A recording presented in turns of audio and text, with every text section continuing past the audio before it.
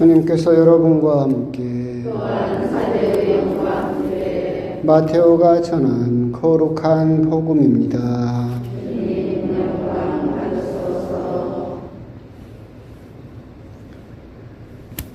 그때 예수님께서 제자들에게 말씀하셨다. 너희는 세상의 소금이다. 그러나 소금이 제맛을 잃으면 무엇으로 다시 짜게 할 수 있겠느냐? 아무 쓸모가 없으니 밖에 버려져 사람들에게 짓밟힐 따름이다. 너희는 세상의 빛이다. 산 위에 자리 잡은 거울은 감추어질 수 없다.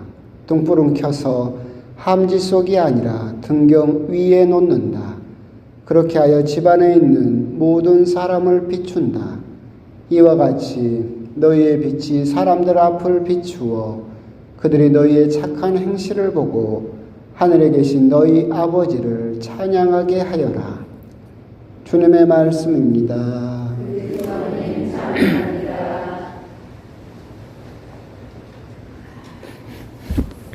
참 예수님. 기사를 보니까 또 오늘 폭염이랍니다. 엄청 더웠대요. 저는 모르죠. 밖에를 안 나가봐서. 기사를 보니까 그러더라고요. 그냥 멀겋더라고요. 그런데 또 오늘 저녁부터 제주도에서부터 비가 오기 시작해서 장마가 또 일주일 정도 된다고 또 합니다. 그래서 이게 좋은 빈지 나쁜 빈지는 잘 모르겠는데 하여튼 또 그렇게 해서 여름은 오고 있는 것 같습니다. 이렇게 쓸데없는 이야기를 하는 이유는 뭐냐면 재미있는 이야기가 안 떠올라서. 이제 요즘은 이제 그 여러분들 그 우리 본당 잔치할 때 그 사순세기 때 문제집 낸 거 상품을 줘야 되니까 제가 막 이것저것을 막 사보고 있습니다. 이게 좋은가 저게 좋은가 해가지고 그래갖고 오늘은 이제 마스크를 한번 사봤어요. 그래가지고 여름용 마스크라 해가지고 막 안에 필터를 교환해서 이렇게 하는 거더라고요. 야, 이거 괜찮겠다 해가지고 사가지고 오늘 하루 종일 제가 이제 마루타가 돼가지고 한번 실험을 해봤는데 죽겠더라고요. 아우 깜깜해 죽겠어요. 오늘 여러분들이 이제 미사 때 오시면서 쓰시는데 저는 거의 집에만 있고 그 이제 미사로만 나오니까 제가 마스크를 쓸 일이 별로 없잖아요. 그러다가 마스크를 쓰고 있으니까 뭐 숨도 안 쉬어주고 참 그걸 느끼면서 참 마스크를 쓰고라도 미사를 오려고 이렇게 또 쓰고 앉아 계신 여러분들이 참 대단하다라는 생각도 들기도 하고 그러면서도 또 마스크를 마음 놓고 벗지 못하는 지금의 또 상황도 안타깝기도 하고 그렇습니다. 그럼에도 여기서 저 혼자 안 쓰고 있죠? 아이고 좋습니다. 하여튼 또 그런 시기가 빨리 올 수 있도록 기도도 하셨으면 좋겠고 하여튼 또 그런 날이 오겠죠. 오늘 복음은 예수님께서 빛과 소금이 될 것을 제자들에게 말씀하고 계십니다. 오늘 일독서는 이제 사렙다 과부 이야기가 나오고 있죠. 그러니까 예수님께서도 복음에서 언급하셨던 이스라엘에는 많은 과부가 있었지만 하느님께서는 엘리야를 사렙다 이방인 지역의 과부에게 보내셨다. 이스라엘에는 수많은 나병 환자가 있었지만 하느님께서는 이방인이었던 나만에게 보내셨다라고 함으로써 이스라엘 사람들에게 분노를 사셨던 그 사렙다의 과부 이야기입니다. 사렙다의 과부 이야기를 곰곰이 보고 있으면 엘리야가 참 뻔뻔하죠. 물 한 그릇 달라겠다가 빵 갖고 오라고 하고 근데 빵도 이 과부에게는 암흑이었죠. 조금 남은 밀가루 갖고 기름 가지고 빵이나 해 먹고 아들하고 같이 죽으려고 했습니다. 라고. 그러니까 마지막 만찬으로 먹으려고 빵을 만들려고 하는데 엘리야가 뭐라고 합니까? 그 빵 갖고 오라는 거잖아요. 얼마나 얄밉겠어요. 참 그런데 그 하나님께서는 그 과부에게 죽으려고 했던 그 과부에게 빛이죠. 생명으로서 엘리야를 파견하셔서 그 집안을 다시 살리셨다라고 하는 내용이죠. 오늘 복음도 그렇죠. 너희가 오늘 일독서에서 들었던 엘리야처럼 사람들에게 세상에 너희들은 빛과 소금이 돼야 된다라고 이야기를 하고 계십니다. 사실 이건 참 어려운 주문, 어려운 말씀이시기도 한 것 같아요. 세상에 빛과 소금이 되라. 얼마 전에 조사한 바에 따르면 이제 우리나라 대표적인 종교의 신뢰도를 믿지 않는 사람들에게 물어봤어요. 종교가 없는 사람들에게 이 종교를 얼마나 신뢰하십니까? 라고 했을 때 1등이 천주교였어요. 33% 신뢰도가 나왔고 불교가 그 다음으로 25% 정도 신뢰한다라고 나왔고 개신교가 9% 나왔습니다. 9%. 그러니까 그런 걸 따졌을 때 우리 천주교가 33%로 1등 했다라고 해서 좋아해야 되는가?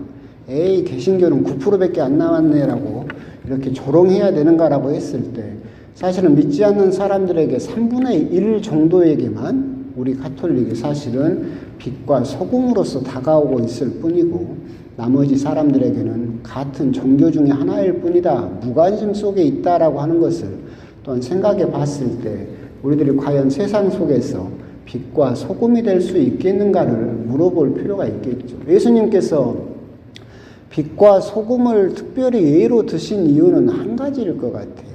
그건 뭐냐면 녹아야 되기 때문에, 타야 되기 때문에, 자기 자신이 없어져야 되기 때문에 빛과 소금의 예를 드셨지 않을까. 물론 예수님 당시에는 이런 전등이 없었으니까 이런 촛불이겠죠. 당연히. 초는 자기 자신을 불태워야 빛을 낼 수 있어요. 날이 갈수록 이 초는 자기 자신을 불태우기 때문에 작아지겠죠. 그렇죠? 소금은 어쩌습니까? 자기 자신이 녹아서 사라져야만 맛을 낼 수 있어요. 결국 예수님께서 너희들은 세상에 빛과 소금이 돼야 된다라고 하셨을 때 필연적으로 따라오는 것은 무엇이냐면 너희들은 누군가를 위해서 자기 스스로 타오르는 아픔을 겪어야 되고 자기 스스로 녹아 없어지는 고통을 겪어야 된다라고 하는 것을 전제로 하신 말씀이지 않을까. 사실은 자기 자신이 녹아서 없어진다 또는 타서 사라진다라고 하는 것은 싫은 일이죠. 하기 싫은 거예요. 왜 그러냐면 항상 말씀드리지만 예수님의 말씀은 우리 본능하고는 정반대로 가요. 우리 사람의 본능의 가장 큰 본능이 뭐냐면 생존 본능이에요. 사람의 가장 큰 본능은 뭐냐면 자기 자신이 살고자 하는 본능이 가장 커요. 어떤 본능에서보다. 그런데 예수님께서 하시는 말씀은 뭐예요? 나는 살고 싶은 본능이 있는데 예수님은 뭐라고 하시는 거예요? 반대로 가라. 네가 녹아야 되고 네가 타서 없어져야 된다.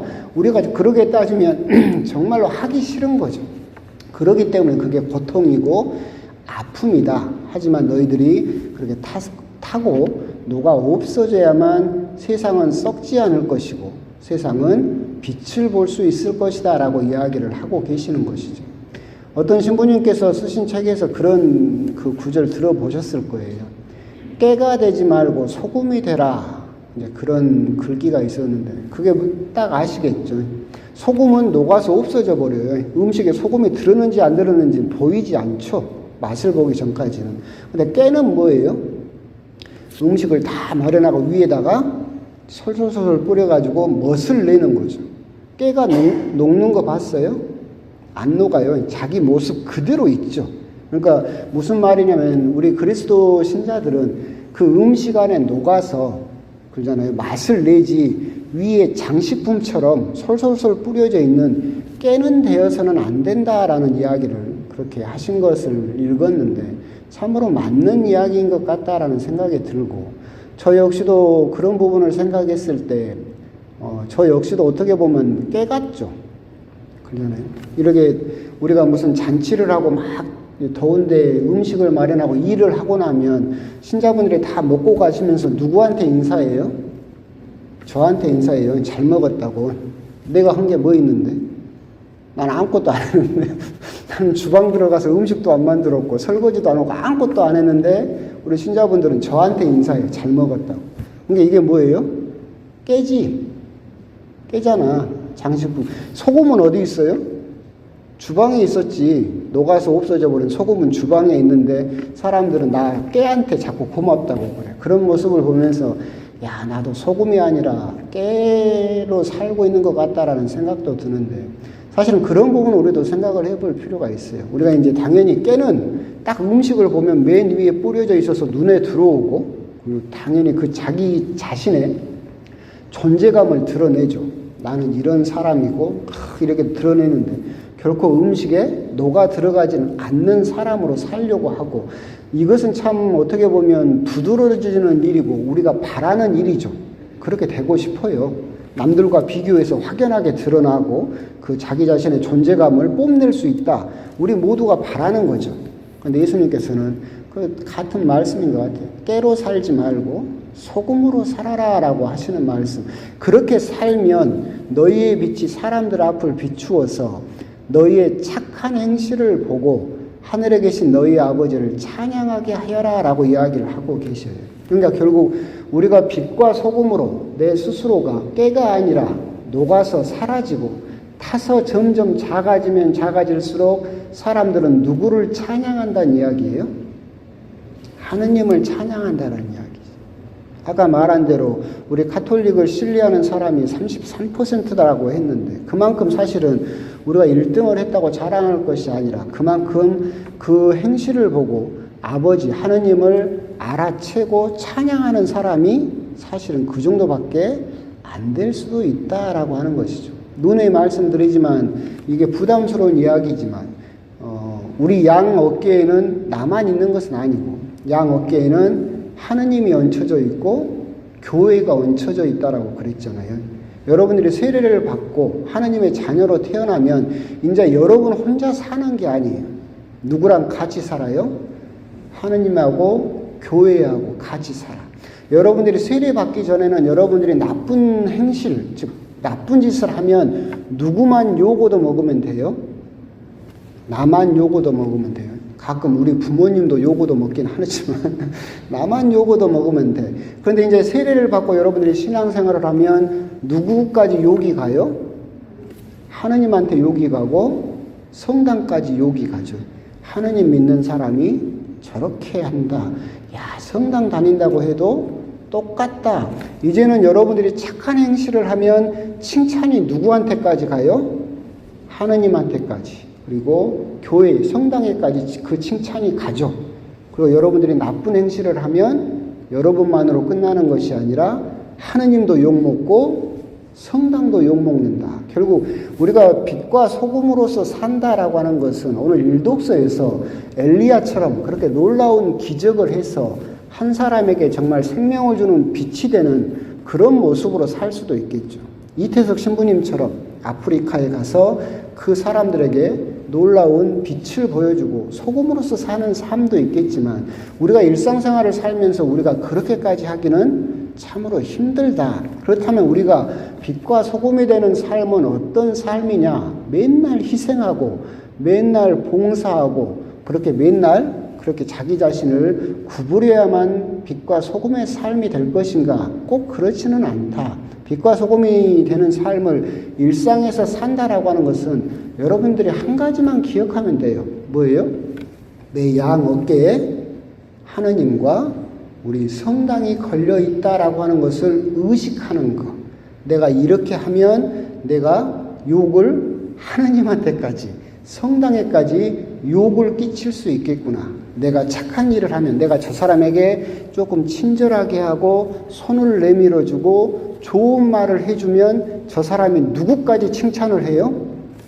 하느님을 칭찬하고 성당을 칭찬할 수 있겠구나. 이것을 의식하고 사는 것. 그것만으로도 우리들은 충분히 세상 속에서 일상생활을 사는 평신도에게는 빛과 소금이 되는 그런 삶의 모습이지 않을까라는 생각이 듭니다. 그래서 오늘 복음에서 빛과 소금이 되어라. 사실은 정말 힘든 일이죠.